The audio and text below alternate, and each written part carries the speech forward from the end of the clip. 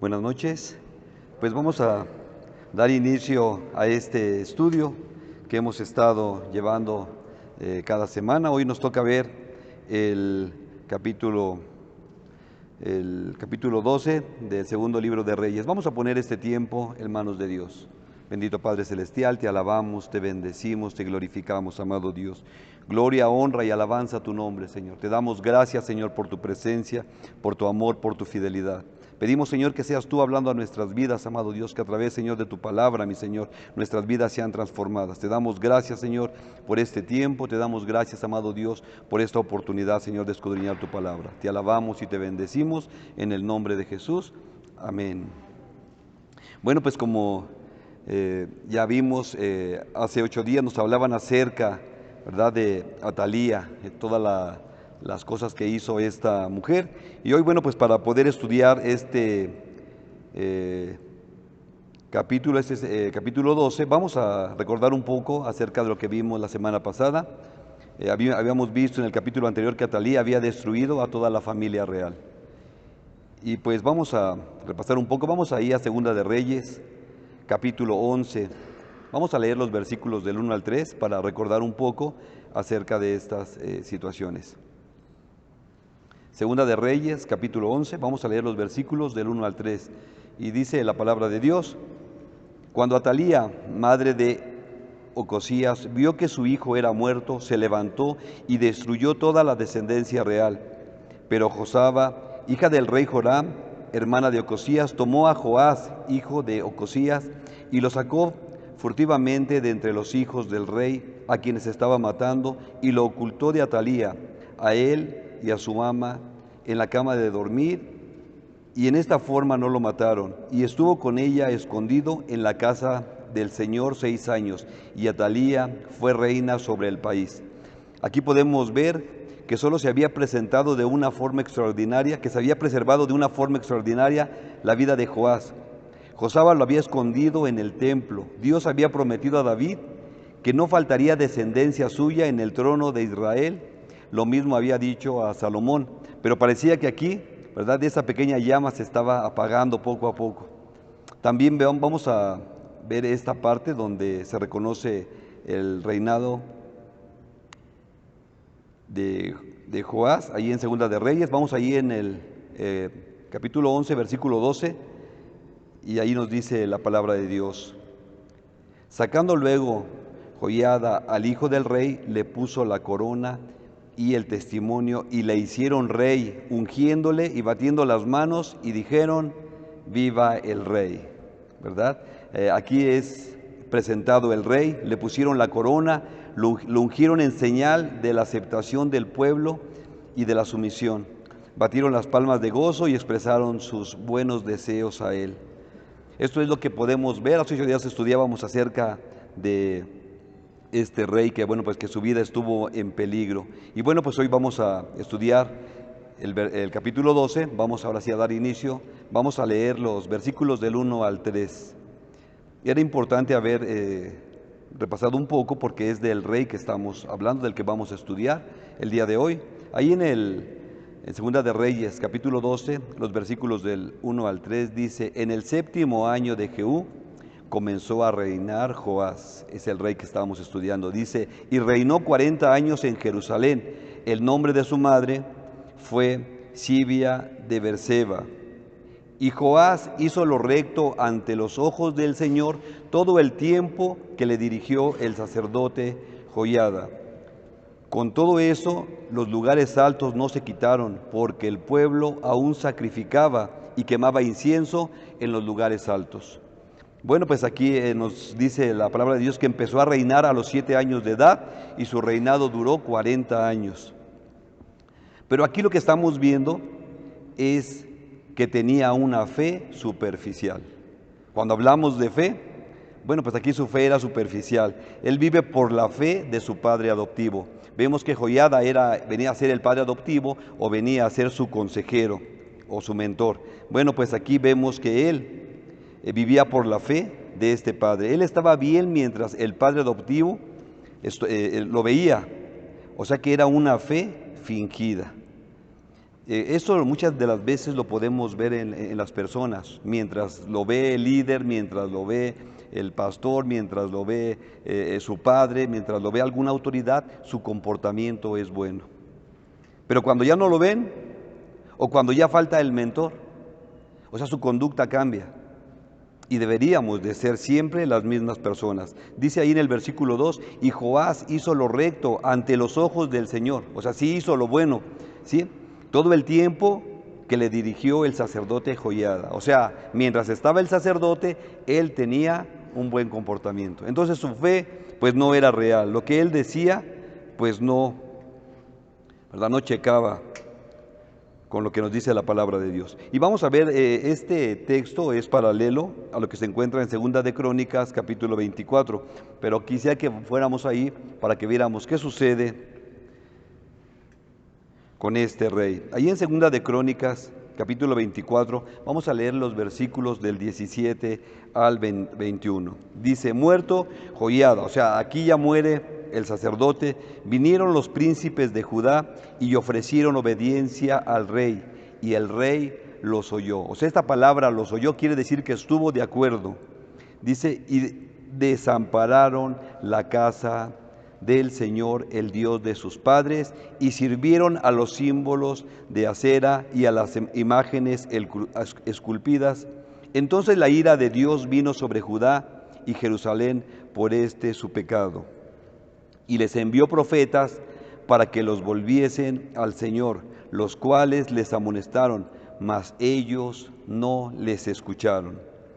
Fíjate, aquí el Señor les envía a profeta todavía para que ellos puedan recapacitar, pero dice aquí la palabra de Dios que ellos no le escucharon. Entonces el rey vuelve a la idolatría.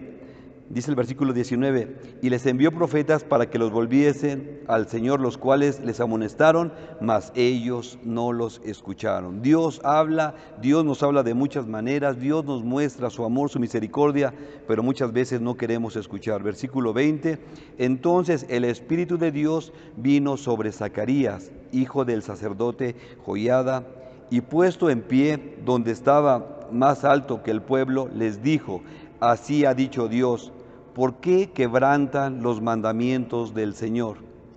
No les vendrá bien por ello, porque por haberse alejado del Señor, Él también los abandonará.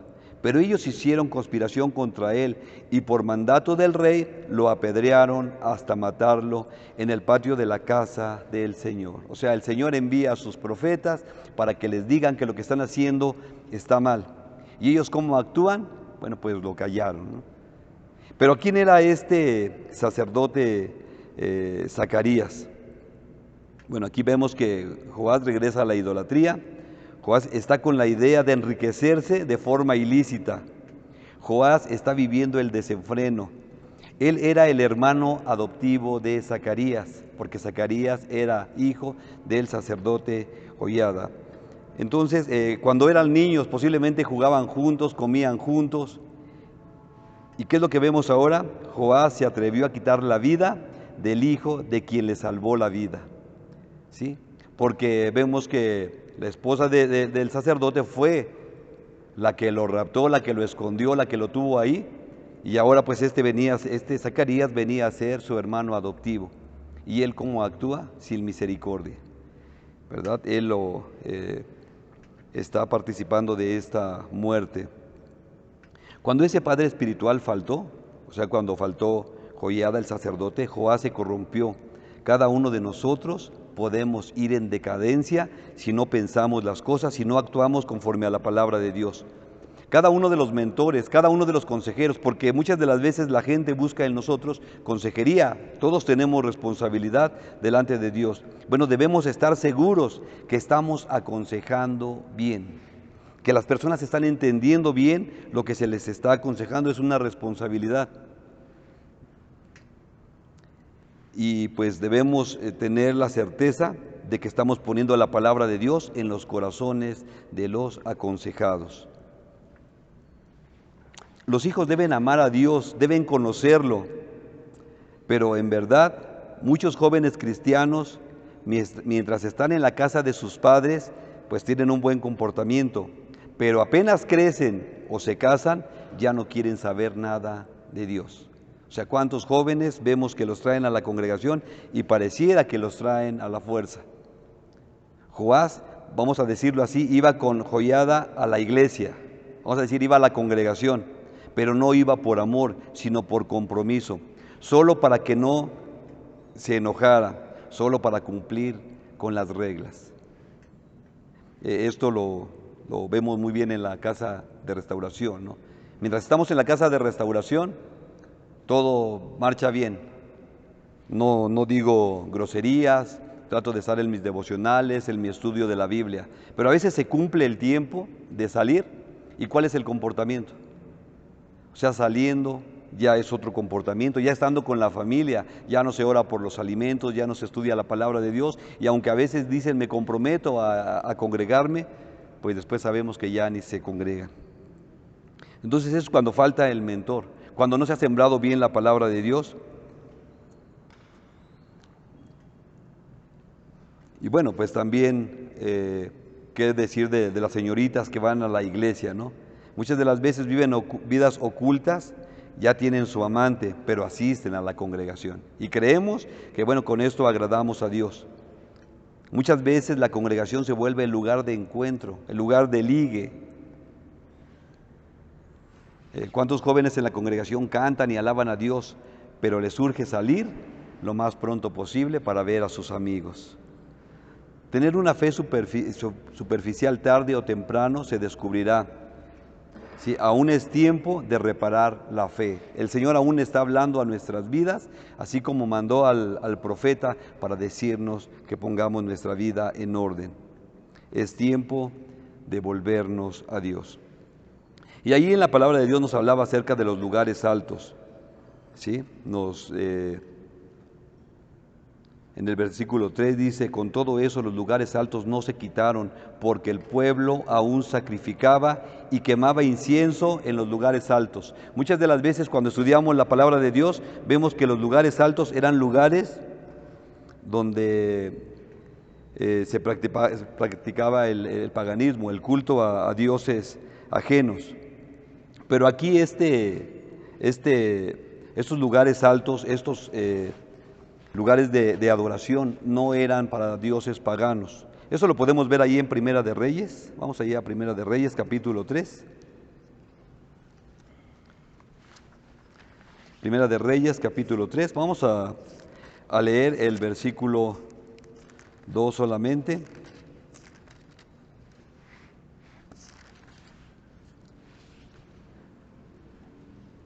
Dice la palabra de Dios, hasta entonces el pueblo sacrificaba en los lugares altos porque no había casa edificada al nombre del Señor hasta aquellos tiempos. Entonces había lugares de adoración, había lugares altos que nos dice la palabra de Dios. Aquí eran lugares donde le adoraban a Dios. Ya habíamos visto que los lugares altos, cualquier altar era un lugar de adoración. Joás y Joiada derribaron los lugares paganos, pero los altares particulares no. Joás llevaba una fe sin esfuerzo, sin compromiso. No le interesaba que la gente creciera espiritualmente. O sea, él veía que la gente tenía sus propios altares y él no tenía forma o no quería de alguna forma reprenderlos o exhortarlos a buscar al Dios vivo y verdadero. O sea, él los dejaba. O sea, mientras tú te reúnas ahí en tu altar, ahí con tu ofrenda, o sea, no importa. No había una intención de que se reunieran en la casa del Señor. Por eso veíamos que la fe de él era una fe superficial.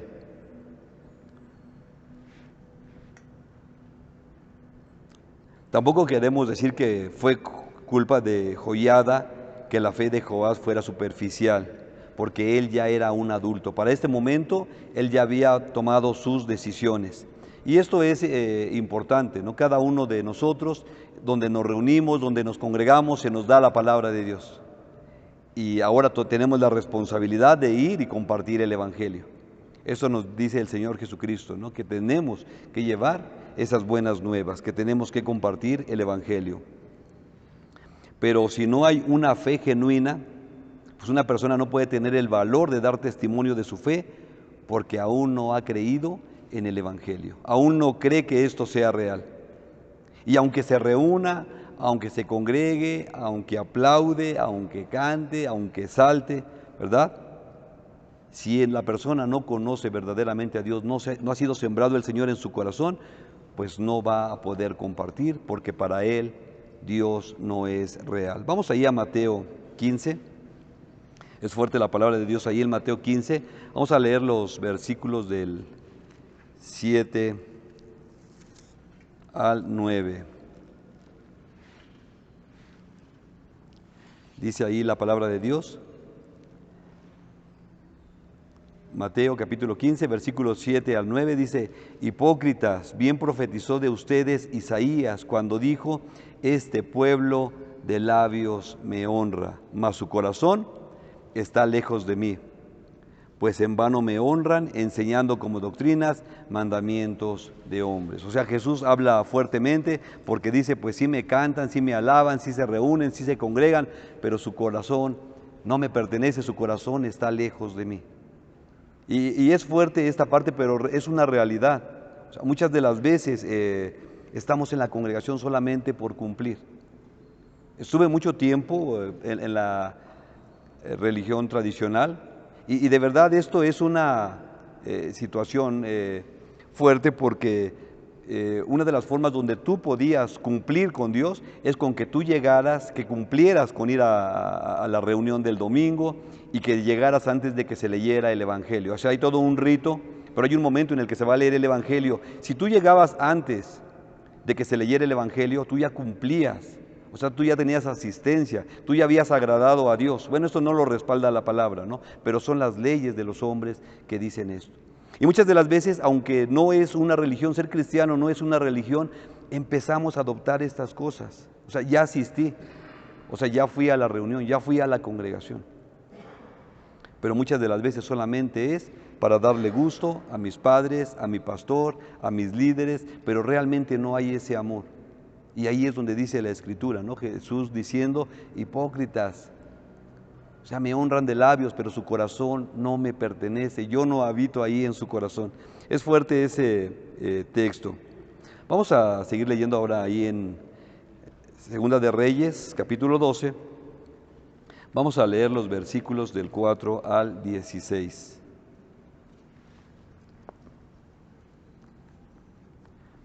Ahí nos dice la palabra de Dios. Segunda de Reyes 12, del 4 al 16, dice: y Joás dijo a los sacerdotes: todo el dinero consagrado que se suele traer a la casa del Señor, el dinero del rescate de cada persona según está estipulado, y todo el dinero que cada uno de su propia voluntad trae a la casa del Señor, recíbanlo los sacerdotes, cada uno de mano de sus familiares, y reparen los portillos del templo donde quiera que hayan grietas. Pero el año 23 del rey Joás, aún no habían reparado los sacerdotes las grietas del templo, y llamó entonces el rey Joás al sumo sacerdote Joiada y a los sacerdotes y les dijo: ¿por qué no reparan las grietas del templo? Ahora pues, no tomen más el dinero de sus familiares, sino denlo para reparar las grietas del templo. Y los sacerdotes consintieron en no tomar más dinero del pueblo, ni tener el cargo de repartir las grietas del templo. Mas el sumo sacerdote Joiada tomó un arca e hizo en la tapa un agujero y la puso junto al altar a la mano derecha. Así que se entra en el templo del Señor, y los sacerdotes que guardaban la puerta ponían allí todo el dinero que se traía a la casa del Señor. Y cuando veían que había mucho dinero en el arca, venía el secretario del rey y el sumo sacerdote y contaban el dinero que hallaban en el templo del Señor y lo guardaban.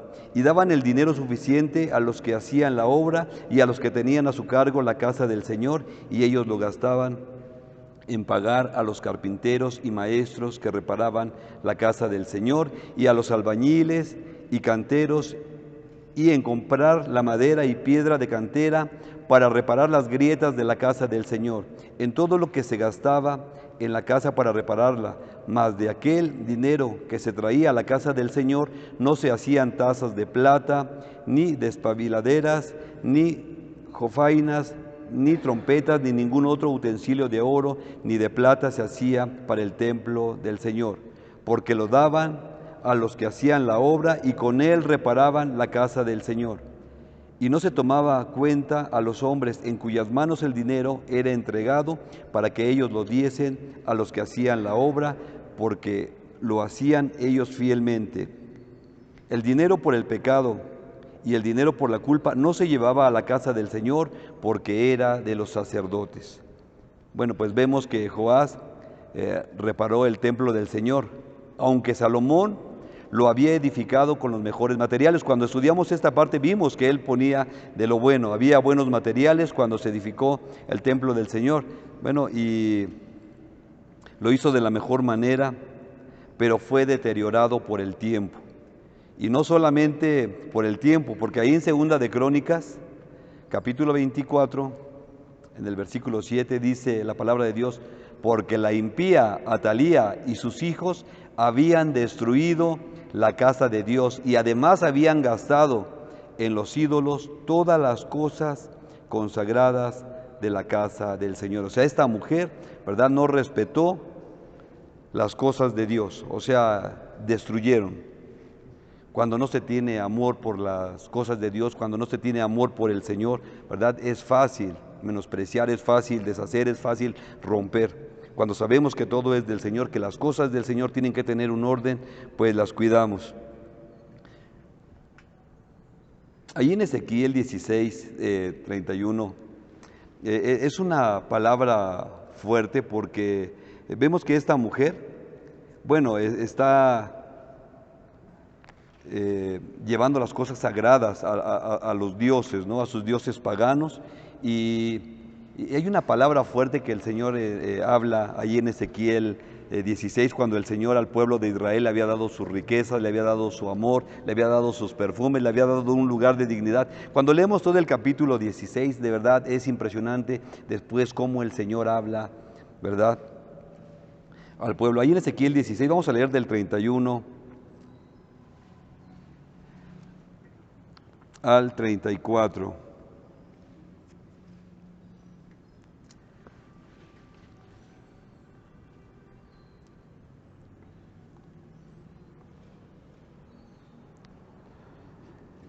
Dice la palabra de Dios: edificando tus lugares altos en toda cabeza de camino y haciendo tus altares en todas las plazas, y no fuiste semejante a ramera en que menospreciaste la paga, sino como mujer adúltera que en lugar de su marido recibe ajenos. A todas las rameras les dan dones, mas tú diste tus dones a todos tus enamorados y les diste presentes para que de todas partes se llegasen a ti en tus fornicaciones. Y ha sucedido contigo en tus fornicaciones lo contrario a las demás mujeres, porque ninguno te ha solicitado para fornicar, y tú das la paga en lugar de recibirla. Por eso ha sido diferente. O sea que aquí está, ¿verdad? Vemos que el Señor había dado sus dones a su pueblo, y el Señor habla fuerte cuando no se reconoce su autoridad. El Señor nos ha llenado de gracia, nos ha llenado de dones. Muchas de las veces el Señor te da bendiciones y dice: es para que vivas bien. ¿Y qué hacemos con esos dones? Pues los gastamos, ¿verdad?, en droga, en alcohol. Bueno, no los gastamos, yo no los gasto en eso, pero regularmente la gente lo busca cómo gastar ese dinero que el Señor nos lo había dado para una bendición. Y aquí, bueno, el Señor al pueblo de Israel lo había bendecido grandemente, les había dado tantas riquezas, les había dado autoridad. ¿Y qué hicieron? Pues se fueron tras los dioses y fueron a rendirle todo lo que Dios les daba a aquellos dioses. Y bueno, pues el rey mismo es quien toma la iniciativa de reparar el templo. Era algo que le correspondía por estar en autoridad. O sea, la autoridad tiene que estar de acuerdo con Dios. Bueno, recordemos que el templo fue su santuario de refugio y su lugar de crianza cuando era niño, porque vimos lo que pasó con él, ¿verdad?, con el rey, y pues allí estuvo oculto. En el verso 4 nos dice que había tres fuentes de ingreso.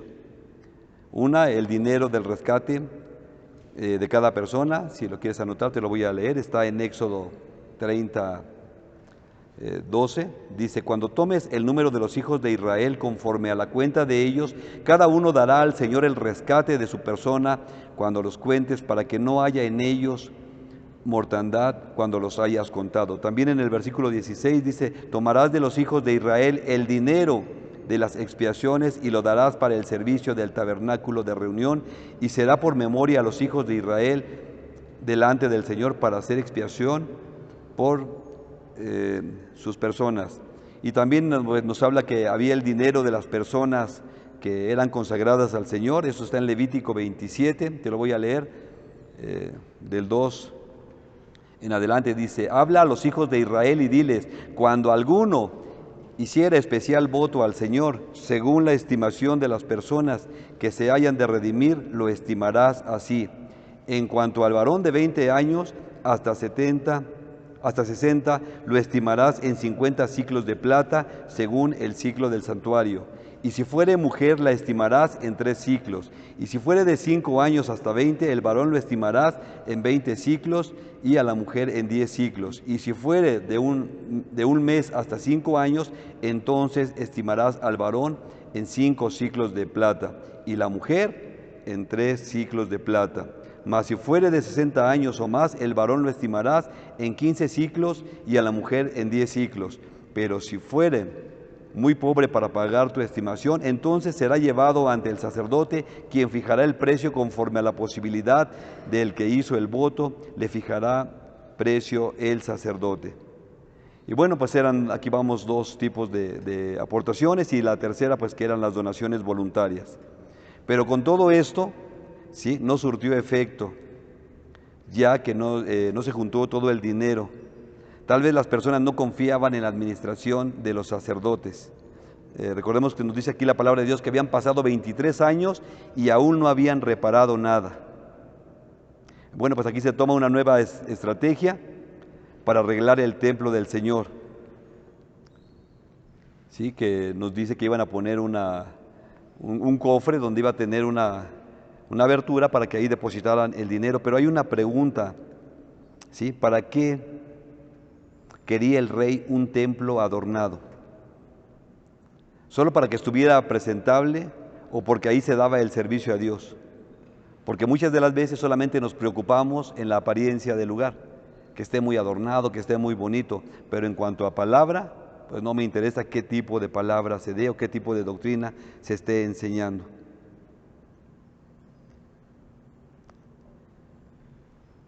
Bueno, ahora se hace un cofre y tiene una ranura, ahí cada uno pasa, deposita el dinero y nadie va a saber cuánto es lo que se está aportando. Esto es importante, ¿verdad? Porque a veces cuando aportamos queremos que todos lo sepan, queremos anunciarlo. Y pues no, pues ahí al estar este cofre y esta abertura, pues solamente iban y depositaban. Se cree que ahí es donde Jesús dice: mas tú cuando des limosna, no sepa tu izquierda lo que hace tu derecha. Y bueno, pues tenían que ser billetes, porque si caían monedas las dejaban caer desde arriba para que sonara y voltearan todos a ver quién estaba poniendo ahí, ¿verdad? Cuando nosotros damos al Señor, damos de lo que Él nos ha dado, todo le pertenece. Nosotros en algún momento le dijimos a Jesús: tú eres mi Señor, tú eres mi Salvador, y decirle Señor pesa. Él es dueño de todo. Sí, Señor, eres dueño de mi familia, eres dueño, Señor, de mi casa, pero mi cartera la administro yo. Entonces, ¿es dueño de todo? ¿Es Señor o no es Señor? Vamos a continuar ahí con la lectura de Segunda de Reyes, capítulo 12. Vamos a leer los versículos del 17 al 21.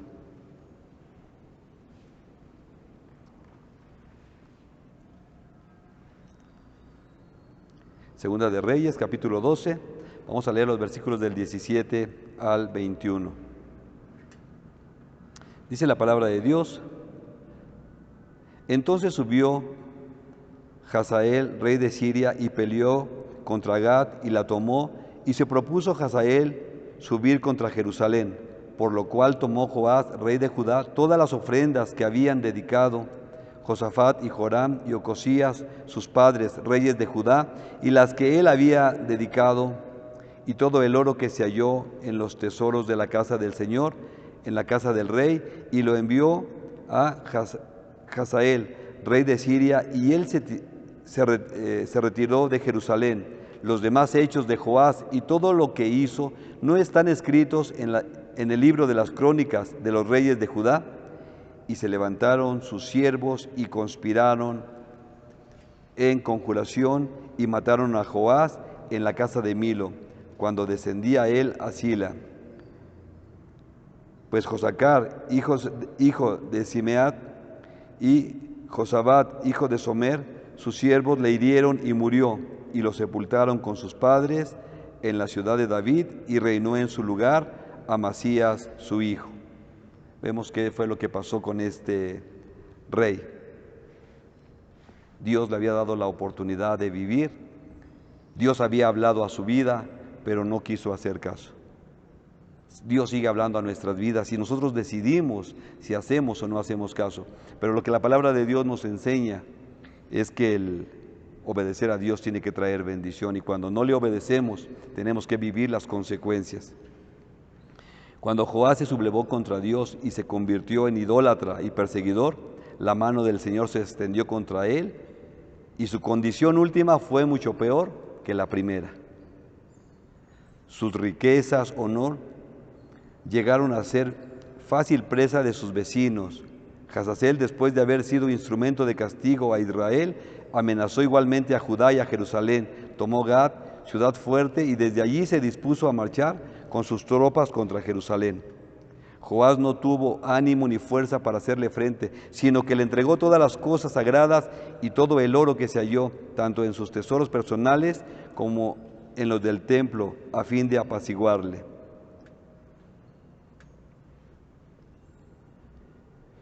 Vemos la situación de este rey, de este varón, que empezó a hacer las cosas bien, pero solamente mientras tenía un mentor, mientras había un líder. Preocúpate por aprender la palabra de Dios, preocúpate por caminar como Dios le agrada, y que el Señor sea siempre tu pastor, nos lo dice la palabra de Dios. Si él hubiese abandonado a Dios, si él no hubiese abandonado a Dios y no se hubiese hecho indigno de la protección del cielo, su situación no habría llegado a tales extremos. Perdido pues su honor como príncipe y como soldado, se empobreció a sí mismo y a su país.